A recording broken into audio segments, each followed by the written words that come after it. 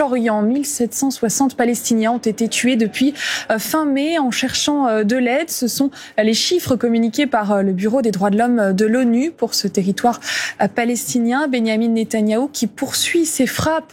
Et on va retrouver à Tel Aviv notre envoyé spécial Lucas De Villepin. Bonjour Lucas, l'armée israélienne mène une série d'opérations autour de la ville de Gaza.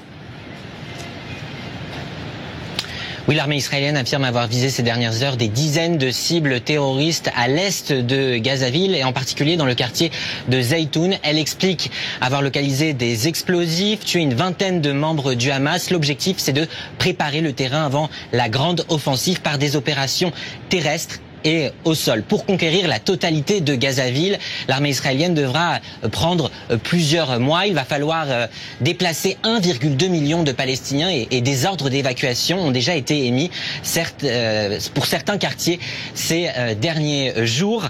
Et puis Tsahal continue par ailleurs d'opérer dans d'autres zones de la bande de Gaza. Hier, c'est le sud de l'enclave et en particulier la ville de Khan Younes qui a été ciblée par des raids aériens très intenses. L'armée israélienne qui a par ailleurs partagé hier des images assez impressionnantes d'un tunnel de 7 km de long qu'elle dit avoir détruit en coulant du béton à l'intérieur de ces galeries.